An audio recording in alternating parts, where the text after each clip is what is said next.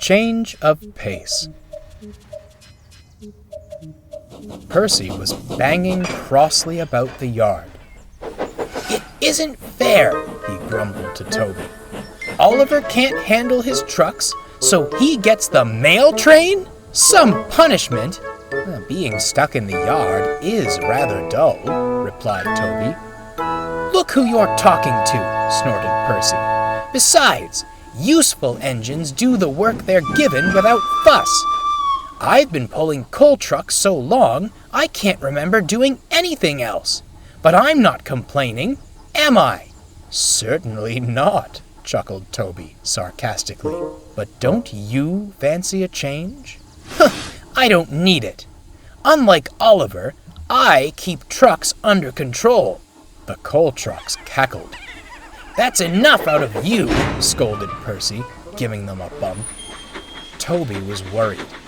He knew agitation only led to trouble. Something had to be done. The next morning, Percy woke to find a grimacing Toby. "What's wrong?" he asked.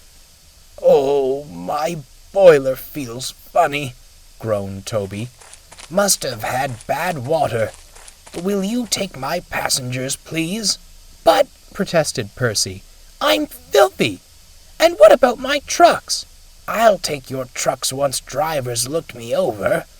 The passengers won't mind your paint. They just want to be on time." "Humph!" grunted Percy. "Seems I keep getting every job except the ones I want." "Useful engines do the work they're given without fuss," replied Toby slyly. Percy said no more. He fumed away, too grumpy to see Toby smiling to himself. Henrietta greeted him warmly. "We've got milk for the junction this morning," she smiled. "You mustn't forget Maurice." "Not more trucks," Percy groaned. "Fear not," chuckled Henrietta. "You won't hear a peep from this one." Percy couldn't stay cross for long. The morning sun shone, and the passengers greeted him warmly. "You look like you've been working hard," smiled Mrs. Kindly, pointing at Percy's dirty paint. "Just like a proper engine." Percy smiled and set off up the line. With each wheel turn, he felt much happier. But Maurice, the milk tanker, began to grumble. "Oi, Henrietta, who's this dirty little runt?" he growled. "Toby and Daisy at least had the decency to look nice before taking me out." "That dirty little runt," replied Henrietta sternly, "is the only reason you're not sitting in the yard while your milk turns sour. No more complaints, or the lorries will do your work instead." Maurice subsided at once. Percy had to laugh. They reached the junction in good time, and the passengers were pleased. Percy was soon on his way back up the branch line. They were going well when... "What's that?" asked Henrietta. A figure was waving by the line side. Percy lit up when he recognized who it was. "It's Tom Tipper!" he beamed. Tom smiled gratefully as Percy drew to a halt. "I'm glad to see you, Percy. Not leaving to mail behind to be a passenger engine, are you?" "Certainly not, Mr. Tipper. I've just been working other jobs around the yard." "Glad to hear it. That Oliver's no replacement for you." "He isn't?" asked Percy. "Silly engine took a detour last night," grumbled Tom. "I've been rushing round the island delivering his late mail, and now me poor van's knackered." "Could you take me to the station for help?" "We'll have you there in a jiff," Percy grinned. Good as his word, Percy got Tom to the next station as quick as he could, and the station master phoned for Butch to fetch the mail van.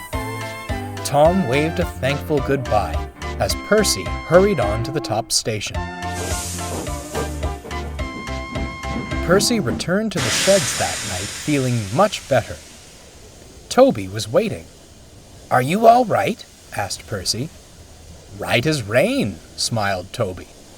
The problem fixed itself not long after you left, if you can believe it. You didn't! Shh, hushed Toby with a wink. Here comes the Fat Controller. Well, Percy, smiled Sir Topham Hatt, I've heard all about your day from the passengers and Mr. Tipper. I'm very proud of you. You're an adaptable engine. Percy blushed.